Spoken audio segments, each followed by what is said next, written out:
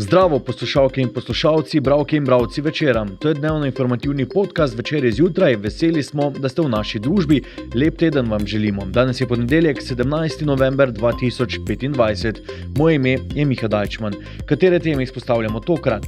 Slovenska smučišča se pripravljajo na novo zimsko sezono. Hrvaški fenomen razprodal 2 koncerta v Mariboru. Slovenska nogometna reprezentanca brez nastopa na svetovnem prvenstvu. Naročite se na podcast, da boste obveščeni ob izdaji naslednje epizode. Vse skozi smo z vami na večer.com. Čeprav so pretekli konec tedna na Mariborskem Pohorju še prevladovali kolesarji in pohodniki, vremenska napoved v naslednjih dneh prinaša nižje temperature, padavine in občutek, da se bliža zima.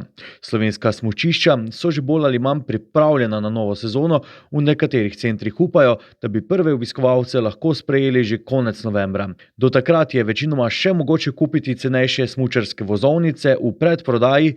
Na to bodo na voljo po rednih cenah, ki so se glede na preteklo sezono znova nekoliko povišale oziroma uskladile z rastjo stroškov. Za dnevne smučarske vozovnice boste v novi sezoni morali odšteti od 39 do 49 evrov, najdražje so v Kranjski Gori, medtem ko so se letos na Golteh odločili za enotno ceno 20 evrov za vse starostne kategorije. In kaj si lahko smučarji obetajo od zimske sezone 2025-26? Za Mariborsko Pohorje z Arehom kot eno večjih pridobitev izpostavljajo novi fun park Žigart in ureditev zasneževanja na progi Habakuk B. Na Golteh napovedujejo, da bodo vsak vikend na terasi hotela ob vznožju smučišča organizirali apres ski zabave z DJ-jem.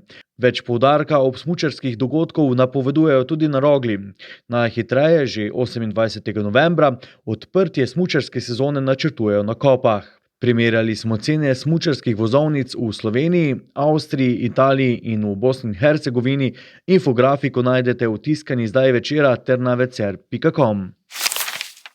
Jakov Jozinović, 20-letni pevec iz Vinkovcev, je nova zvezda regije, ki je svojo energijo, posnetki na TikToku in priredbami kultnih hitov obnorel mlado občinstvo. V festivalni dvorani Lent v Mariboru je minuli vikend razprodal 2 koncerta. Vstopnice za četrtkov in petkov koncert 20-letnega Jakova Jozinovića v festivalni dvorani Lent, sploh prvem njegovem nastopu v Mariboru, so šle za met v slabe pol ure. Dvorana je oba dneva pokala po šivih. V dobrih 2 urah koncerta je Jozinović postregel z največjimi uspešnicami glasbe z območja Balkana zadnjih nekaj desetletij, s pesmimi Dina Merlina, Oliverja Dragojevića, Džibonija, Zdravka Čolića, Đorđe Balaševića. In čeprav je med občinstvom prevladovala mlajša generacija, večinoma dekleta in ženske, ne pa izključno, in so se številni rodili pozneje, kot je nastala marsikatera pesem, so vse pesmi peli z njim. Jozinović je zadnji pop fenomen Balkana, ki ga številni opisujejo kot zvezdo TikToka ali mladega Tošeta. Če za mladega Hrvata še niste slišali, je to najbrž zato, ker ne uporabljate družbenega omrežja TikTok, ki mu je prinesel slavo po vsej regiji. V Sloveniji je prvič nastopil septembra v Ribnici, prejšnji teden je razprodal 2 zaporedna koncerta v ljubljanski Cvetličarni, ker je na oder povabil hrvaškega glasbenika Matijo Cveka in frontmana skupine Joker Out Bojana Cvetičanina. Kdo je mladi glasbenik, ki mu je 5-krat uspelo razprodati beograjski Sava center s kapaciteto 4000 ljudi, prvi koncert celo v 20 minutah in to brez ene same avtorske pesmi? Jozinović je doma iz Vinkovcev, kot smo povedali, kraja z nekaj več kot 30 000 prebivalci. Leta 2018 je nastopil v oddaji Zvezdice, leta 2021 pa v oddaji Supertalent. Največ slave in deljenja na družbenem omrežju TikTok mu je prinesla njegova priredba pesmi Olivera Đorđe Balaševića. Kratki posnetki refrena Balaševiće pesmi, ki so jih s telefoni posneli ljudje na ulici ali v manjših hrvaških klubih, so zaokrožili po TikToku in Instagramu. Jozinović sicer študira na Fakulteti političnih znanosti v Zagrebu, v javnosti pa pogosto govori o svoji veri.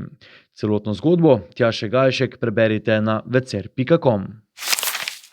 4 tekme brez doseženega gola, 5 tekem brez zmage v kvalifikacijah za svetovno prvenstvo 2026. Slovenske nogometne reprezentance ne bo na naslednjem velikem tekmovanju. Hitro smo porušili, kar smo gradili, je na tiskovni konferenci po porazu s Kosovom z 0-2 v Stožicah dejal selektor Slovenije Matjaž Kek in se spomnil evforije iz poletja 2024, ki je v dobrem letu prešla v bedo.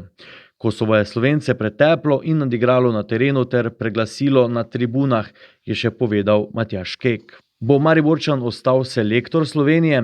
To je vprašanje za konec kvalifikacij. Točno vem, v katero smer gre moja kariera, moja nogometna pot.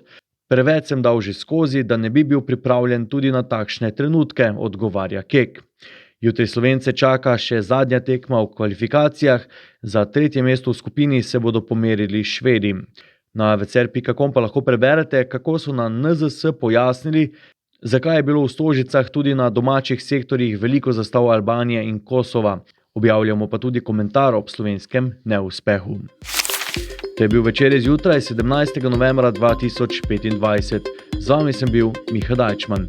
Kakovostno novinarstvo lahko podprete tako, da se naročite na tiskani in spletni Večer, postanete nasledilec in bralec na družbenih omrežjih, naročnik naših podcastov in newsletterjev.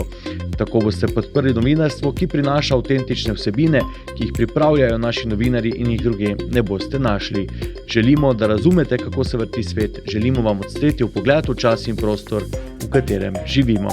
Veseli bomo vaših komentarjev, pobud in kritik na različnih kanalih. Se beremo in slišimo.